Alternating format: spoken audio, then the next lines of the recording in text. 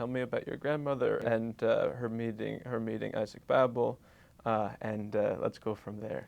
Well, as I told you, she was born in the village of Krasny Yar in Siberia. She was educated in Tomsk at the Tomsk Institute of Transport Engineers, which was later, I think, renamed. So she made that choice to go into this kind of very non-female profession at that time. I think especially because she wanted to do it out of spite. She wanted to prove that a woman can. And I think also all this propaganda of the time, because they were building these huge industrial projects, and they were saying we need engineers, we need engineers. So I think that's one of the reasons why she could have been a great mathematician.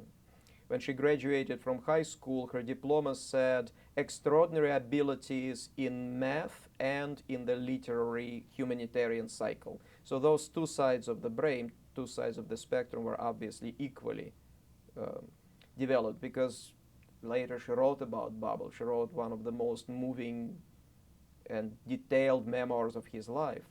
In the last probably 10, 15 years of her life, she died last September at the age of 101. She wrote a book about her own life, which I am now publishing in Russia.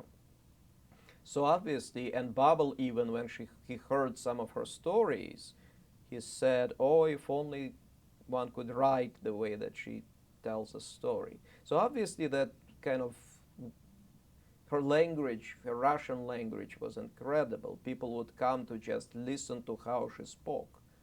So obviously literary talents were there as much as engineering, but she never wrote until she wrote these memoirs about Babel in 1960s. She was a very talented engineer. She found herself at the Kuznets-Stroy industrial plant construction as a young engineer who was handed all of these very kind of key projects. And it's there that she met a fellow who was one of the bosses at Kuznets-Stroy by the name of Ivanchenko. And when she moved to Moscow later on, by the invitation, I think, of some organization in Moscow, she was invited to stay with that guy, Ivanchenko, who was at that time ahead of, I think, a huge kind of steel manufacturing. All of the steel manufacturing plants of a particular area, of the Siberian area, I think he was in charge of it. And so she stayed with his sister, and at one of the dinners that he put together, Babel was invited to this dinner. Because Babel was a famous author, Ivanchenko's secretary was a would-be writer, and so they secured an invitation. It was in 1932. And this is how at that dinner they met. And obviously Babel noticed her immediately, because very soon after that an invitation followed from Babel for my grandmother and Ivanchenko's sister to come and visit Babel at his place for dinner. In terms of her memory of the first meeting, she just remembers that he came and he kept trying to convince her to drink vodka, because he insisted that if a woman is a woman is an engineer, she must know how to drink vodka. So, and then there was again an invitation from Babel. Very soon he wanted to show her Moscow, so he led her through all of those kind of places associated with famous authors in Moscow. He showed her the main synagogue of Moscow. He showed her also the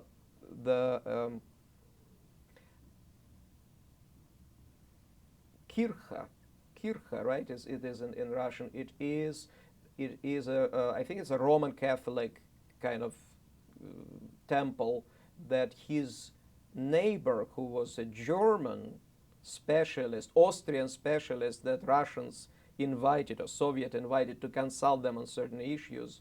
So he showed her this, this kind of churches and a synagogue and historic places in Moscow. And this is how it all started. And then when he went abroad to visit his family abroad, he asked her to stay in his apartment, because at that time, if the apartment was left empty for a while, because his neighbor Steiner was also away, they would take it away. So unless somebody was there to defend it. And she agreed, and she stayed there for a while. And then I think he was courting her for good 2 years before she kind of changed toward him. So it took some time. And what was her name? Antonina Nikolaevna Pirashkova.